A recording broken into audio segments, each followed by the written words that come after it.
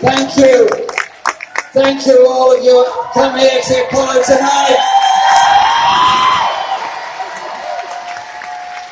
And like Angela, I'm proud to be live at the Apollo.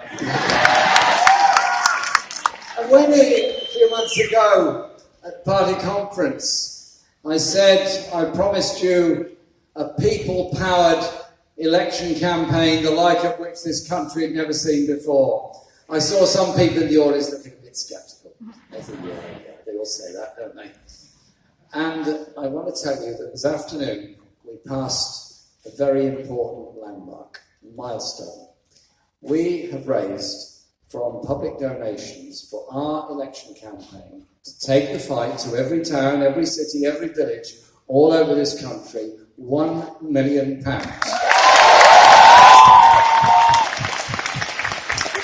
And to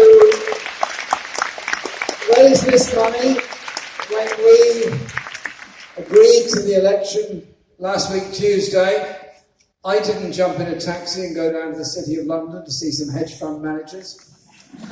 I was going to call all my billionaire friends until I realised I didn't have any.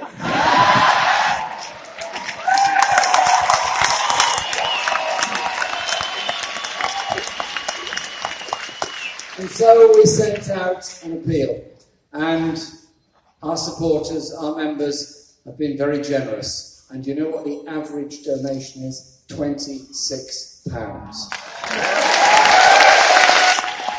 And I'm more proud of £26 being donated to our campaign by people who believe in what we believe in than somebody giving money because they've got large amounts of money in order to try and buy influence into our political system. We are a party of the people. We're a party of the people, and we're a party that intends to deliver for the people in this election campaign. Thank you! And here in Manchester, where our movement was founded, where the TUC first met, where the Peterloo massacre took place, where that whole history of the Labour movement and struggle has been so intense and so strong. And in order not to upset Becky Long-Bailey, I'll say exactly the same happened in Salford as well. But it's that tradition, that history that is our movement and is what we are about. And that's why nobody is going to say at the end of the general election of 2019, there was no choice. Oh yes, there is a choice, all right. There is absolutely a choice. You've got a Prime Minister who tried to take us over the cliff edge by leaving the EU with no deal. But it wasn't really no deal. What it was really about was taking us over a cliff edge right into the arms of his friend Donald Trump. And what it was about, yes, live at the Apollo, that is the right response. And it's not even quite the pantomime season yet. But that arrangement that he was making with Donald Trump was very interesting. He said our future trade relations are with the United States. Well, the last time I looked, the USA did trade deals, oh sure. And very, very one-sided. Them dealing with us would demand access to our public services, would demand that our regulations on environment, consumers and workers' rights be diminished, and they would challenge everything that we believe in as a party. And when I said to them, you are trying to put our health service into American hands, they said, no, we're not. And I said, well, actually, so if that's the case, why did President Trump himself say that the British health market had to be open to US companies? Why did the US ambassador say the same thing? And why did Boris Johnson instruct officials from his government to go and meet US healthcare companies in secret talks with American big pharma? Well, very good. The Apollo's performing well tonight. Why did they do that? And then they said to me, you're scaremonger. I said, oh, no, I'm not. I am deeply alarmed about this. because the health market, as they choose to call it in Britain, was closed down by Aneurin Bevan in 1948 when we established the National Health Service.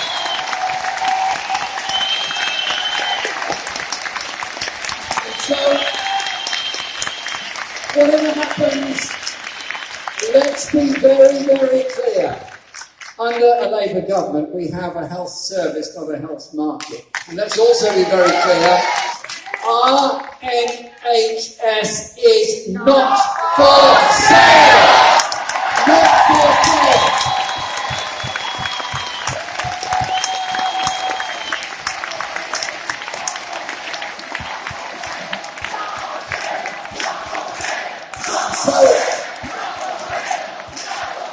And of course, the NHS started its life here in Manchester. And it's our proudest achievement as a party.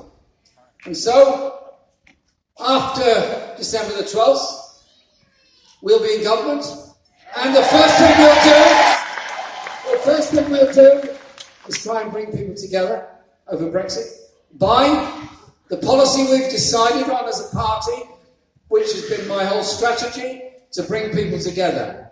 If people live in any part of the Northwest where they're on a 0 hours contract in a private rented flat trying to navigate their way through the misery and horrors of universal credit, they might well have voted to leave. If they live in North London and they're also in a private rented flat and also on a 0 hours contract and also suffering under universal credit, they may well have voted remain. Don't set one family against the other.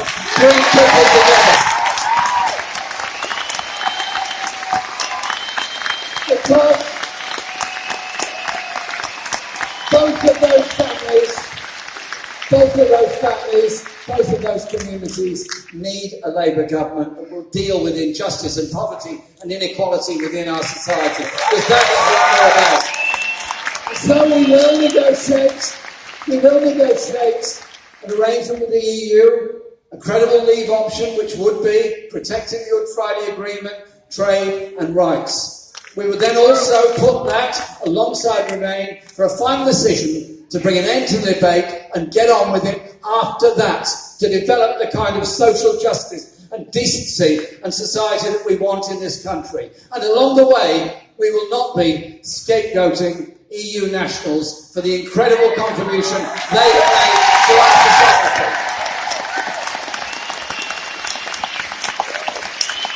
We will recognise the enormous work that they've done and the role they play within our society.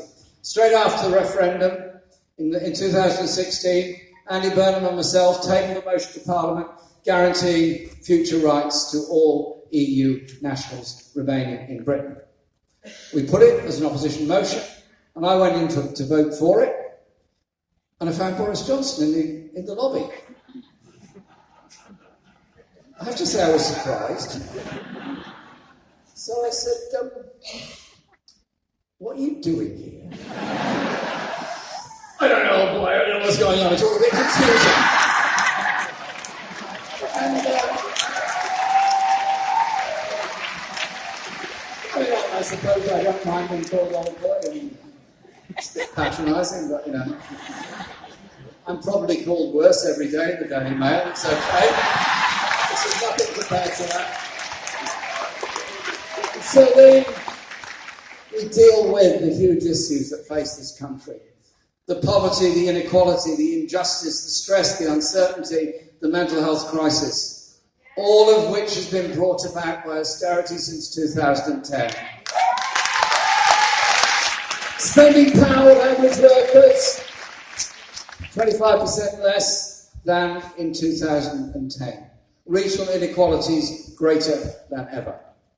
All these things were not some kind of economic necessity of 2010. It wasn't something written in stone that you had to do. It was a political choice made by the Tories and the Liberal Democrats together in 2010. So when they went into office together in 2010, what was the result? First thing up, a budget. That budget, froze public sector wages, slashed benefits, hit those on disability benefits of any sort, slashed the income for local government, cut health service expenditure, cut social care expenditure, trebled university tuition fees to $9,000 a year. It did so much that has been so awful to our society. And so, the first thing we do, John McDonnell set this out this morning in a brilliant speech in Liverpool. Yes, in Liverpool he made a brilliant speech. You're supposed to cheer because it's Liverpool. Set it out of how we would invest in all parts of the UK, how we would have a national investment bank and regional transformation funds. And that money would be spent fairly across the whole country. So we would be investing in a Crossrail for the north. We would be investing in new jobs and new industries across the north. And we'd be investing in transport infrastructure and bus services as well. Because if we don't do that and get that investment, what kind of future and what kind of hope is there for people in areas that have been totally left behind ever since the ravages of Margaret Thatcher and the Tories in the 1950s? If we're to give hope to communities that have had nothing for so long, then we have to invest in them. And that is the absolute priority that we will put forward. But it's also about the rights people have within those societies. The rights at work, or lack of rights at work, that are so important. Becky, last year, unveiled a workers' rights charter. There's a lot in it, but if I just put to you the fundamental points of it, we won't break the International Labour Organization Charter, we will abide by it. I know it sounds a sort of strange thing to say, but Britain is not really adhering to it. And so, under a Labour government, there will be full rights at work from day one of your employment.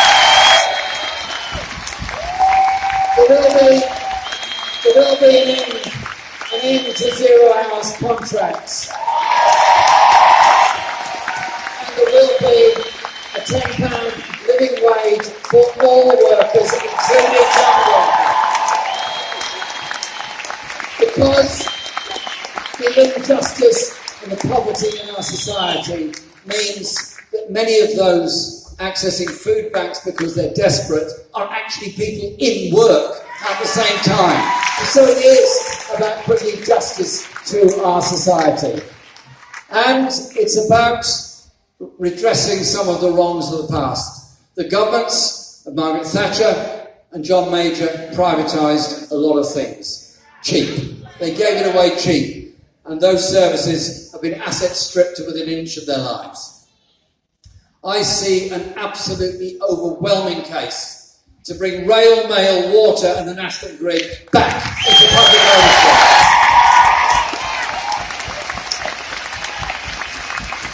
ownership. Public ownership that will be worthy of the name, public ownership that will not be a top-down bureaucracy, but will be a community-based running of those services. And when I talk to Royal Mail workers, they tell me they love the job but they hate the stress and they want to leave because they can't cope with it anymore. The speed-ups, the pressure they're being put under all the time. And they're told they've got to make their company more and more efficient. Well, if the Royal Mail directors want to make the company more efficient, can they kindly tell me why forcing postal delivery workers to work harder, longer and more difficult jobs and hours, they can still afford to spend £6 million on a golden hello to the next chief executive of Royal Mail? It seems to me there is something badly wrong within our society if that is the case. And when I throw at you the equation, 2.5 equals 365, you probably think I wasn't very good at maths at school. That may well have been true. But I say this, by halfway through the day of the 3rd of January of every year, a chief executive of a FTSE 100 company has earned as much as the average earnings of the rest of the population for the whole of the rest of the year. That is the level of inequality that we have within our society. And that inequality has got worse, the gap has got wider, and it continues to get wider. So when they brought in austerity in 2010, they did all the things I described and more and worse. And at the same time, the tax handouts, the tax giveaways, and the tax incentives that have been given to the very rich. I've never quite understood why it is that if you're on an average wage or lower and you're poor, you need some kind of sanction to make you behave in a different way. But if you're very rich, you need an incentive to do any work at all, so you give them a tax relief. It doesn't seem to me the right way of looking at things. So I am very proud of the work done by all my colleagues, some of whom are behind me here today, and I'm very proud of all the work that's going in to our manifesto for this general election, because that manifesto will provide real hope and real opportunity for people. Real investment that will bring an expanding economy and jobs for the future. To do that, we need an education service, as Angela explained, an education service that takes the commodity out of education and inserts the right to education. And we'll be saying plenty about this during the next 5 weeks. We'll be saying a great deal about how our education service, our national education service, will operate. All children under the age of 4 will get 30 hours nursery provision every week, free, irrespective of parental income. And we'll properly fund primary schools so that head teachers don't have to go out with a begging bowl just to fix the schoolroom or anything else. And because we believe in education, there will be real parity of esteem between vocational